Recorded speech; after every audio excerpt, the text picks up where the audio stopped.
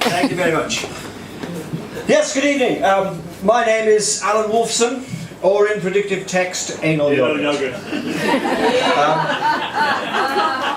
This might take a little bit of setting up here, because I'm going to do one that I've only done once before, so it's essentially unrehearsed. But whilst Dinah here is getting the cello out, I'll do a short poem.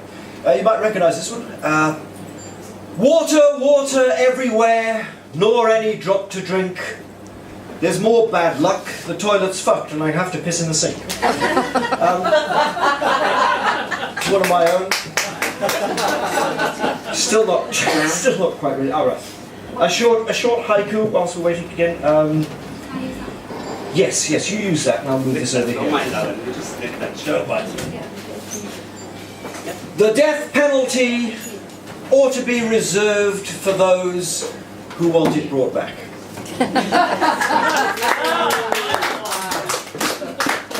So this is called Missing You Is Hitting Me. It's sort of what I call a country and western poem. But try it with the cello and see how it goes this time. So we need a sort of a bit of a beat.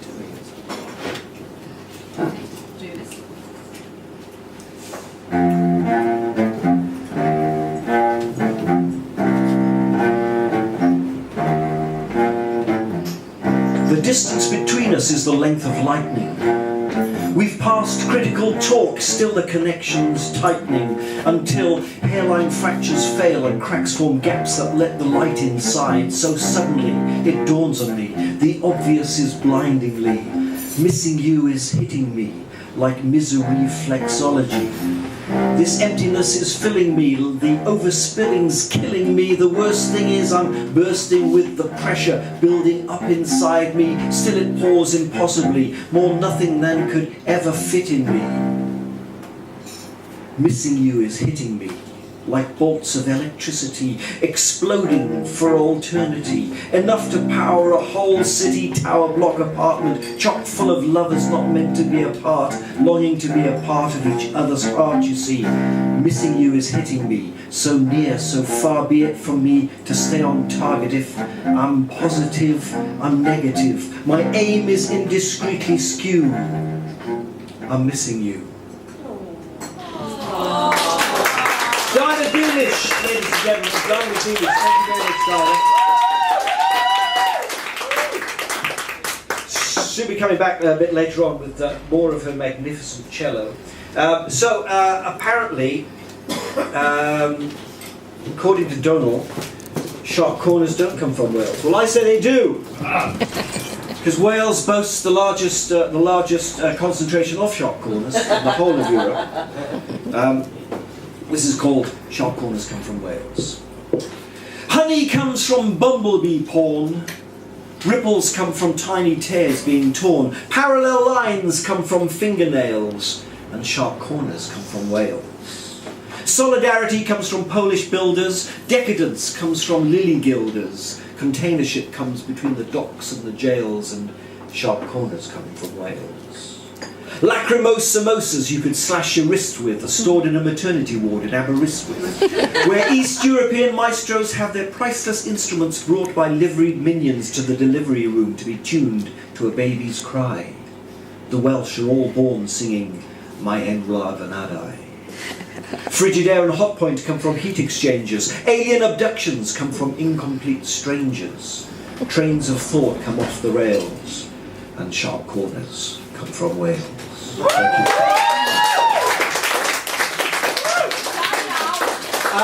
Oh, it's lovely, isn't it? I've met this lovely lady just this evening, Karen, who you heard from earlier on, who turns out to be Welsh. So I think I'll do another one which is sort of slightly Welsh. It's one of the few I know without reading. So it's called Licenses. Tuesday morning I come to my senses, I go down to the office that allocates licenses, I say I want a license.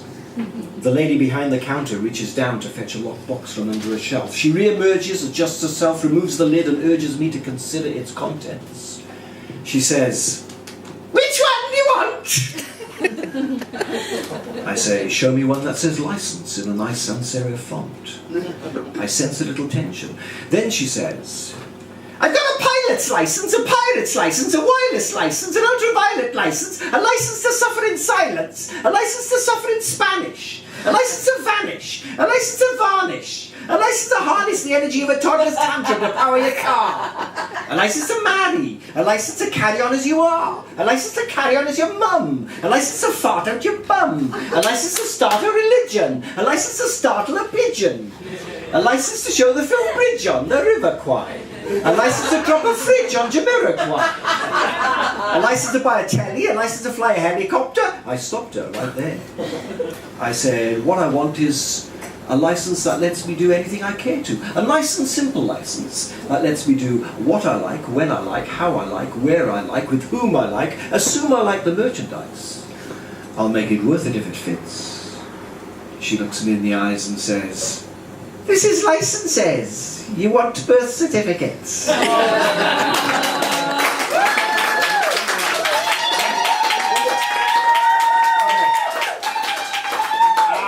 I didn't think I was going to get another one in, so I shall get another one in. What should I do? I'm being nice to you. That's very nice. You're the only import I know. Oh, dearie me. Okay. Tits. I have to admit, I love tits. They're wonderful things, and I sometimes have dreams about them. This is about a dream.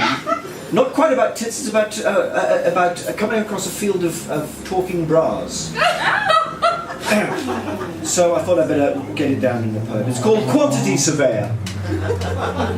I wandered lonely out one day, surveying quantities, when all at once I caught the sad lament of empty bras. Not far beyond the crest, they seemed to say, we want titties. It sounded like a cry for breast, apparently, so I marched up the hill and rounded the top and stopped still, and behold, before me, as far as the eye could see, a harvest of discarded bra flags fluttering in the breeze, dropped, deflated, tangled up like kites in trees, demanding they fill their empty bowls, their triumphant, best supporting roles. I stood and stared, underwear, everywhere, overhead, underfoot, cast off and draped, still in the places they were put, misshapen, twisted hammocks and ladles, sachets in every size that fits, aching to tenderly cup and cradle, craving the delicate weight of tits.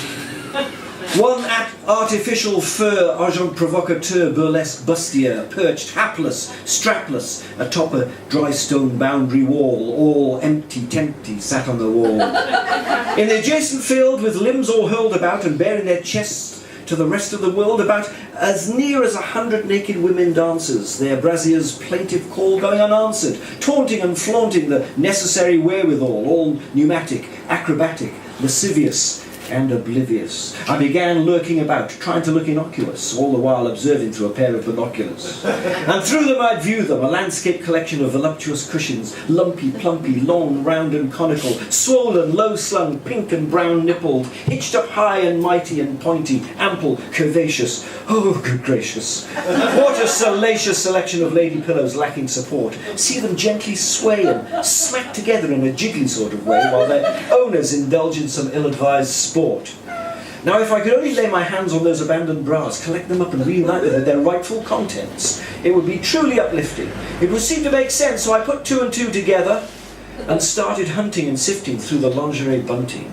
And, accompanied by some crying and ouches, I tucked every pair of jelly soft bosoms back into their respective welcoming pouches. The bras were grateful. On the other hand, the women were hateful. It appears I truncated their frolicking, for which I was roundly berated, followed by a sound bollocking. You try to do a good deed and end up getting kneed in the crutch. So much for charity. Next time I happen to be faced with a field full of naked nymphs, they can bloody well put their own bras back on. Women, hey? Anyway, can't stay. I've got quantities to survey. Thank you very much. As mentioned earlier, this coming Wednesday in Hampstead at the Kiss the Sky, which is a lovely cocktail bar, there's music, there's poetry, there's filth, there's all sorts of loveliness, and I believe you're going to be there. Yes, did you say yes. Kiss the Sky? Kiss the Sky.